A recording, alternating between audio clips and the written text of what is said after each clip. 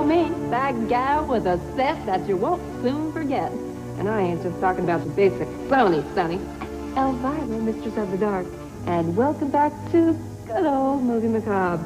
This time around, we've got a little something for everybody in Scream, Baby, Scream. That's a little something for me. Better be some earplugs.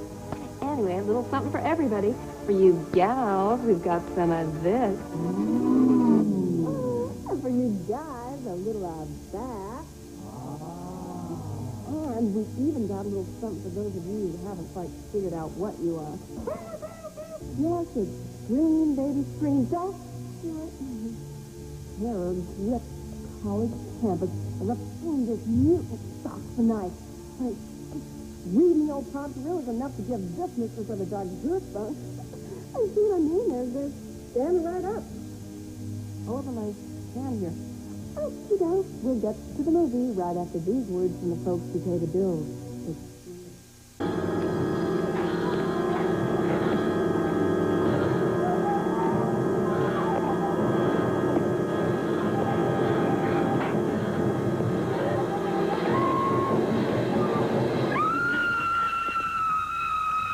It took her long enough to get that scream out, didn't it? And for a minute there, when this turkey started, I thought we goofed and threaded up something called Run, Baby, Run or something. Then that kid went and did his hood ornament impersonation, which, by the way, was a heck of a lot better than the impersonation he was doing in the classroom. Farrell, Miss Farrell. Boy, I didn't know if that was supposed to be an art class or a crazy dialect class. I mean, they were all doing stupid voices. Excuse me, darling. That might be the phone. Hello? What? You're looking for a new model? Oh, you're looking for a nude model. Forget it. You know, I once did pose for an artist who painted me in the nude. He looked kind of ridiculous, though, standing there with a paintbrush in one hand, a palette in the other, and not wearing a stitch of clothing. I asked him if he was an impressionist, and he said, no, I'm an exhibitionist. And talk about eccentric. You know how Vincent van Gogh cut off one of his ears? Well, I won't even tell you what this guy cut off. Okay, we'll get back to Movie Macabre right after this. Well, how do you like the movie so far? I just feel something's missing, that's all. Yeah, I could dig it. Like maybe a plot, a script, and a few decent actors. I am even having a hard time keeping the characters straight. Like, I'm not even sure who's Jason and who's Janet. Please, call me Janet. See what I mean? And I'd have sworn that chick was Janet. But watching this turkey has given me a swell idea. You know, I've been looking for a hobby to get into. Something fulfilling, something rewarding, and something I could even make a couple of bucks at. Well, what could be better than painting? I mean, when you are a celebrity, like me, for example, you can crank out just about anything, sign your name to it, and some sucker's gonna... some discriminating art collector is bound to come along and just snap it right up. Heck, I mean, it works for Elkie Summer. Why not for Elvira, Mistress of the Dark? Why, with a little paint, a few brushes, some of this handy canvas with the numbers already on it, I can crank out one or two masterpieces an hour. I mean, heck, why do you think they call it an easel? Because it's so easily done. Oh, golly. Now, what do I paint now? Maybe something abstract, like a self-portrait? No. Hey, wait a minute. I've got it. I'll paint this bowl of fruit that somebody has conveniently left here on a set. Why, I'll bet I can just knock this baby out before the commercials are even over.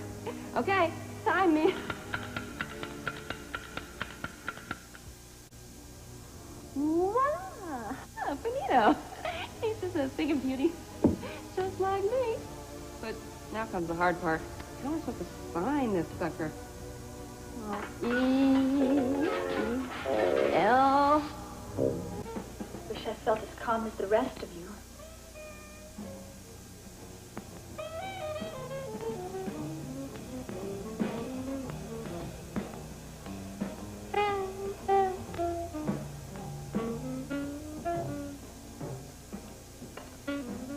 Now, it may get a little hairy once in a while, but don't let it flip you out. Just hang on to a nice thought, and man, it's going to be beautiful. Yeah, well, why do you think they call it stupid, dope?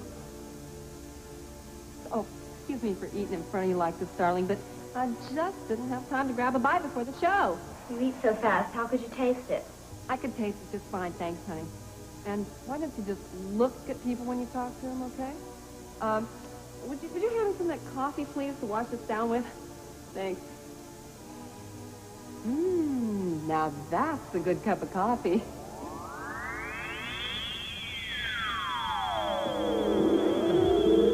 Oh, my God. Oh, wow. Remind me next time to ask for acid-free coffee. Joking. Yeah, I think I have to go along with Jason on that one. He must be joking. I mean, no wonder Butler gives his paintings away. Who'd pay for them? His problem is he doesn't know how to stay inside the lines when he paints. But Janet thinks he's the cat's pajamas. Maybe she's still tripping on acid or something. And when's somebody gonna believe her when she sees that ugly dude with a cold cream all over his face?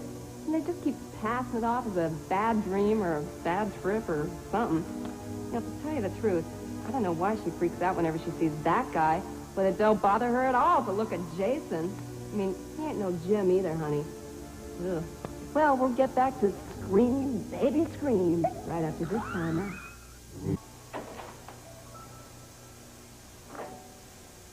Yeah, sure, he's gonna call you in the morning. He'll respect you in the morning, too. But no thanks to you, girl. Oh, good old Marika. She's always there to pick up the crumbs. And that turkey Jason's about the biggest crumb around. I mean, he has gone around with a chip on his shoulder since this movie started. That guy could use an attitude adjustment, if you know what I mean. His ego's about as distorted as one of them Charles Butler paintings. You know, back there at the club, expected to see him out there on the dance floor doing the dance they named after him. The jerk! Boy, I can still remember those going to a go-go days like it was yesterday. That was sure a lot of fun. Kind of slave fashion back then. Not that I'm not anymore, of course. Still got one of them cute little outfits I used to wear. It's a little tight in certain places, but I guess I could do what us girls always do. Have it let out just a little bit. Not me. If it doesn't fit, I throw it out. Oh, Janet, I bet you never throw anything out. And remember what I said about looking at that person when you're talking to him? Scream, baby, scream continues after this. Don't ask me any questions, okay?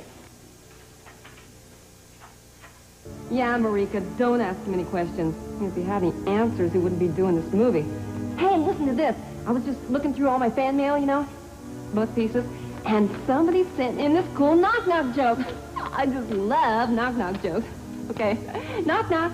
What's that? That's not how it works, stupid. When I say knock-knock, you're supposed to say, who's there? Okay, knock-knock. Who's there? See, Jason, she knows how to do a knock-knock joke. You bangy. Who's there? Maybe I spoke too soon. Hey, wait a minute. Can't read this knock-knock joke on the air anyway.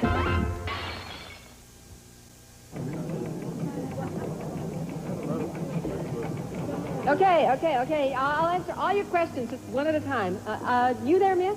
I'd like to ask you a question. Yeah, well, like, that's the whole point of this interview, so just fire away. Do you feel your work has influenced other artists? Oh, for sure. Like, for a long time, I was wearing this one shiny glove, you know, and these big old dark glasses and these epaulets on my shoulders. And now that guy, Reggie Jackson, is, like, copying me all over the place. Oh, my work has definitely influenced many other artists. Are you trying to mirror an aspect of contemporary life? Good question. Next. You was a dead man in that other room? No, but if you hum a few bars, I'll fake it. Okay, just enough time for one more quick question. Yes, sir? Yeah, you in the neighborhood jacket. Do you? Indeed, I do. And as often as I can. Ow! Ow. Thank you so much for coming. Bye. Bye. That's all I have time for.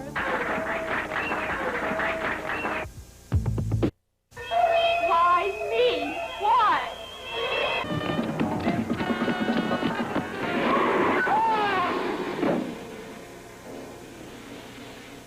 Wait a minute. That's how this picture started. This is like what you call deja vu. Not only that, but I've seen it before. Boy, that Jason sure put up one heck of a fight getting away from that joint, didn't he?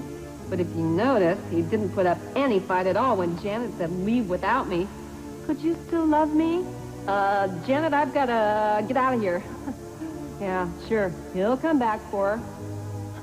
I guess maybe now that other chick Marika has a chance. Maybe Jason ain't all that crazy about her, but at least her face is symmetrical. And talk about a low-budget picture. I mean, first they used up all their silly putty on Janet's face, so all they could do after that was have the monsters go around with bad expressions on their faces. I'm a monster. Yeah, I can just see the auditions now. Could you make a face, please? Oh, great, you're hired. Well, enough of that. Right after this, it's the exciting conclusion to Scream, Baby, Scream. Stay glued. Not to worry, Jason. I think I read in the trade somewhere they're doing a remake of The Elephant Man. Boy, I think I've gained a new respect for that guy, Charles Butler. His philosophy was cheap and his paintings were lousy, but he certainly had a mean streak in him. First he screwed up Jason's face, and then he just left him behind. I mean, what happened to that part about finding a place where our world will flourish? I mean, forget it, Jason. You're on your own, dude. Well, since we've got a little time left, I thought I'd share some of the drawings sent in by some of you budding Picassos out there. Okay, now, look at this one here. It's signed Bud Picasso, as a matter of fact. It's the time I did my famous hand through the head act. Yeah, and here's one in color. I used to wear a lot more makeup in those days, though. Here's what I looked like before I started tweezing my eyebrows. No, I still have that unsightly double chin. Oh, golly, look! There is one from Charles Butler himself. Oh, hey, golly. Wow, it's not me, it's Marika Gold. Oh, gosh. And here's what I look like in purple. I mean, now, I don't know if this is supposed to be a clock or a balloon with numbers on it. And finally, here's what I'll probably end up looking like. You know, still have it all, only it'll just be a lot lower. Well, it's just about time for me to scram, baby, scram. I'll be looking for you next week with yet another thriller diller. And until then, darling, may all your dreams be unpleasant dreams.